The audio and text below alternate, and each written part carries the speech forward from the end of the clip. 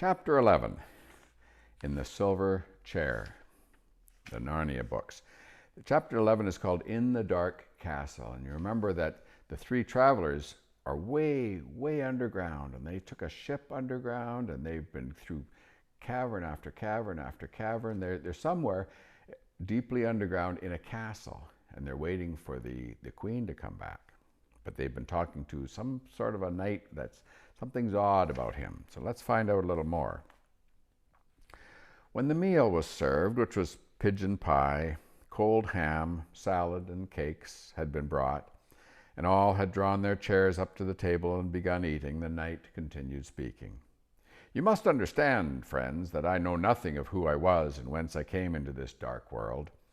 I remember no time when I was not dwelling, as now, at the court of this all but heavenly queen. But my thought is that she saved me from some evil enchantment and brought me hither of her exceeding bounty. Honest Frogfoot, your cup is empty. Suffer me to refill it for you. And this seems to me the likelier, because even now I am bound by a spell from which my lady alone can free me. Every night there comes an hour when my mind is most horribly changed, and after my mind, my body. For first I become furious and wild and would rush upon my dearest friends to kill them if I weren't tied up. And soon after that I turn into the likeness of a great serpent, hungry, fierce, and deadly. Sir, be pleased to take another breast of pigeon. You can keep eating, I entreat you. So they tell me this is true, and they certainly speak truth, for my lady says the same. I myself know nothing of it, of course, for when my hour is past, I awake, forgetful of all that vile fit, and in my proper shape and sound mind, saving that I am somewhat wearied. Oh, little lady, please eat one of these honey cakes, which are brought for me from some barbarous land in the far south of the world. And now the Queen's Majesty knows by her art that I shall be freed from this enchantment when once she has made me king of a land in the overworld and set its crown upon my head. The land is already chosen, and the very place of our breaking out is chosen as well. Her earthmen have worked day and night, digging a way beneath it, and they've now gone so far and so high that they tunnel not a score of feet beneath the very grass on which the updwellers of that country walk. A score of feet would be 20 feet, so they're 20 feet below the surface. It will be very soon now that those uplanders' fate will come upon them. She herself is at the diggings tonight, and I expect a message to go to her. Then the thin roof of earth which still keeps me from my kingdom will be broken through. And with her to guide me and 1,000 earthmen at my back, I shall ride forth in arms, that's armed with weapons, and we will fall suddenly on our enemies, slay their chief men, cast down their strong places, and doubtless I will be their crowned king within 24 hours.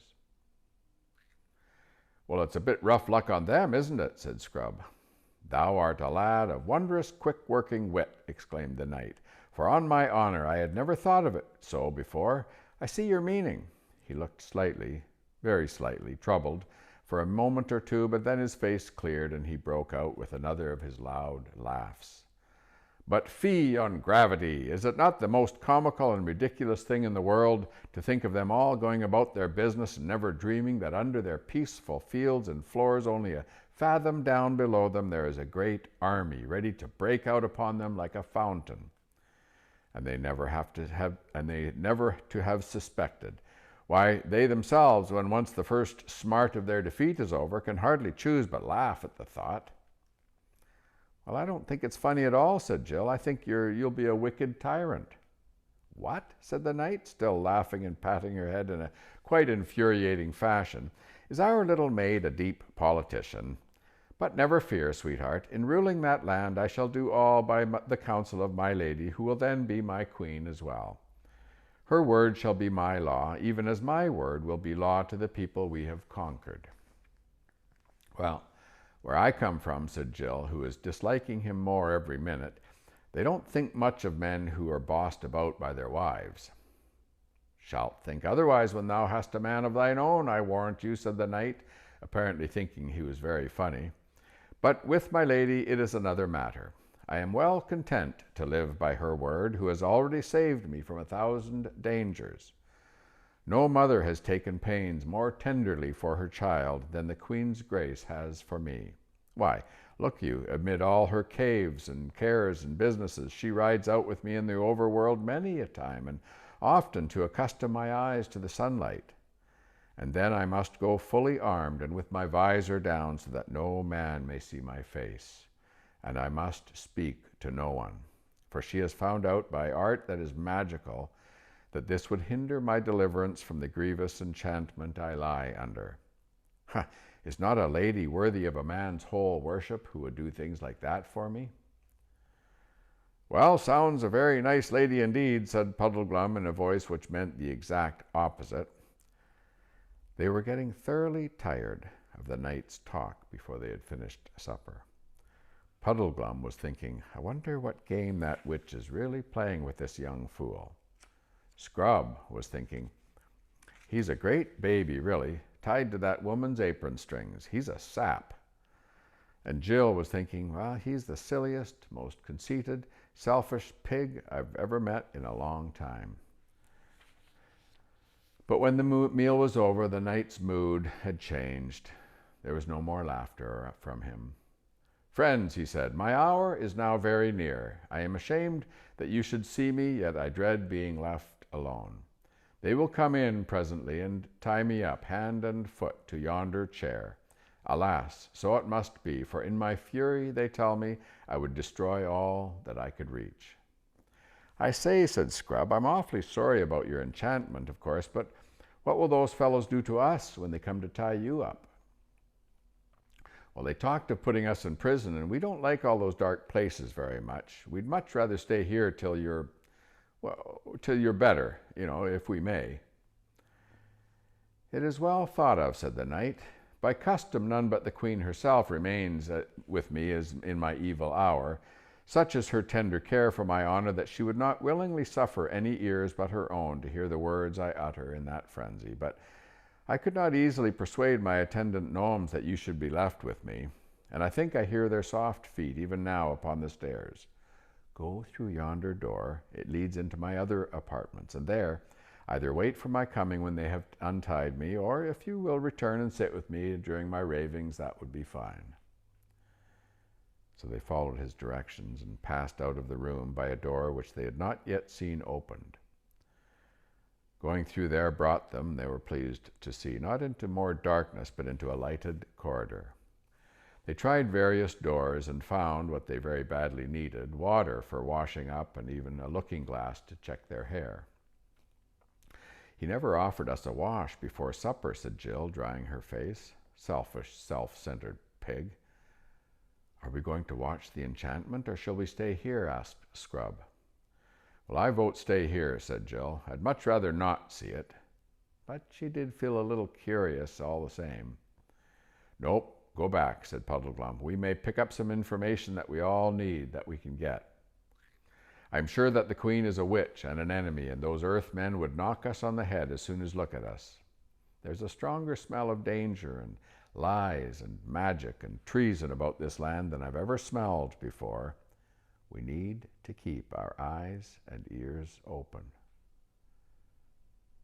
So they went back down the corridor and gently pushed the door open. It's all right, said Scrub, meaning that there were no Earthmen in the room. Then they all came back into the room where they had eaten. The main door was now shut, concealing the curtain between which they had first entered. The knight was seated in a curious silver chair, to which he was bound by his ankles, his knees, his elbows, his wrists, and his waist. There was sweat on his forehead, and his face was filled with anguish. Did you hear that? He's tied to a curious silver chair. That's the name of our book. Oh, come in, friends, he said, glancing quickly up. The fit is not yet upon me. Make no noise, though, for I told that prying chamberlain that you were in bed. So please be quiet. Now, Oh, here it is. I can feel it coming. Quick, listen while I am master of myself. When the fit is upon me, it may well be that I shall beg and implore you with entreaties and threatenings to untie my ropes. They say that I do that, and I will call upon you by all that is most dear and most dreadful. But do not listen to me, whatever you do. Harden your hearts and stop your ears, for while I am tied up, you are safe. But if once I were up and out of this chair, then first would come my fury, and after that, he shuddered, the change would be into a loathsome serpent. Well, there's no fear of our loosing you, said Puddleglum. We've no wish to meet wild men or serpents either. Well, I should think not, said Scrub and Jill together. All the same, said Puddleglum in a whisper, don't let's be too sure. Let's be on our guard. We've muffed everything else, you know. He'll be cunning, I shouldn't wonder, once he gets started.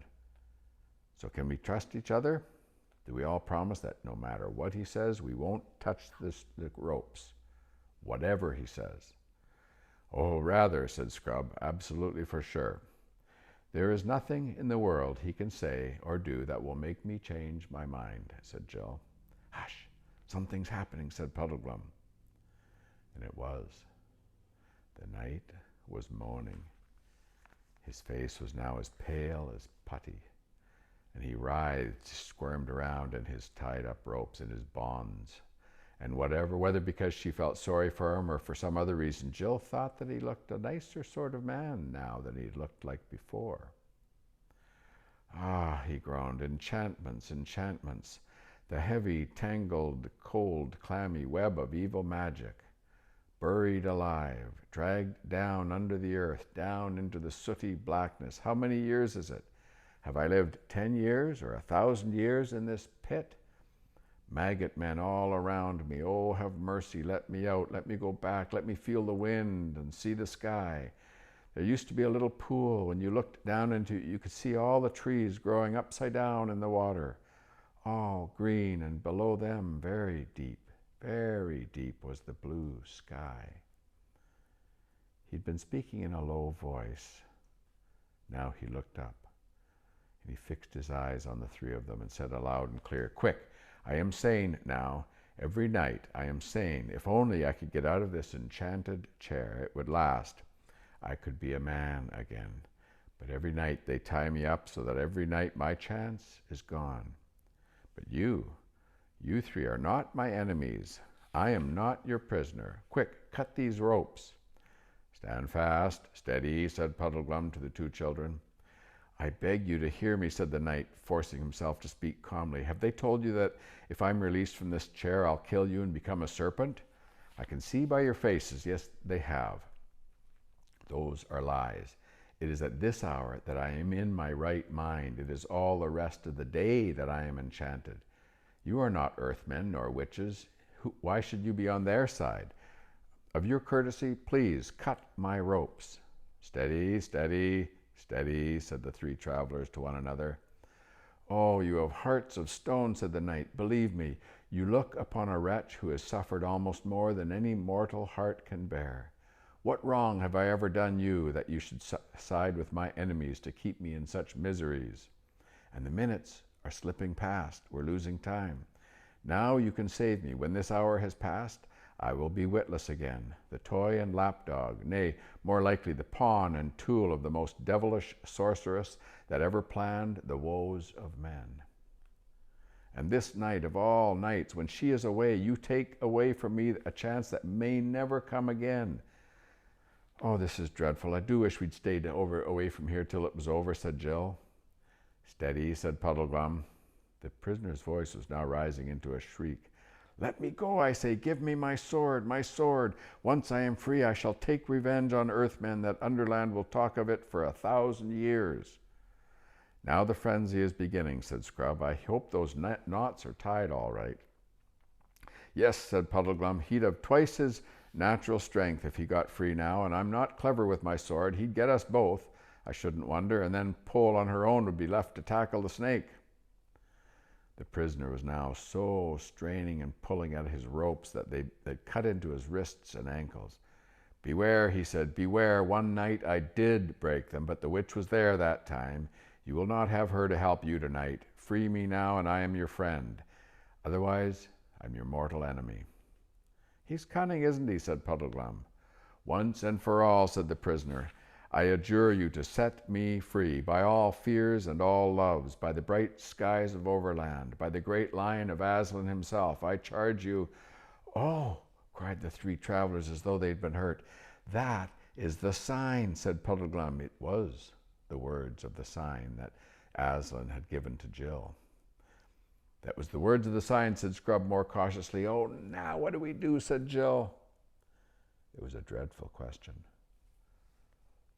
What had been the use of promising one another that they would not on any account set the knight free if they were now going to do so the first time he happened to call upon a name they really cared about? So what do? Do they free him or leave him tied? On the other hand, what had been the use of learning the signs from Aslan if they weren't going to obey them? Yet, could Aslan really have meant them to unbind even a lunatic who asked it in his name? Could it be a mere accident that he used Aslan's name?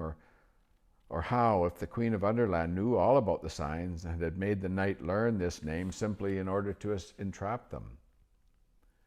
But then, supposing this was the real sign, they had blown the last three signs already. They daren't mess up the fourth one. If only we knew, said Jill. I think we do know, said Puddleglum. Do you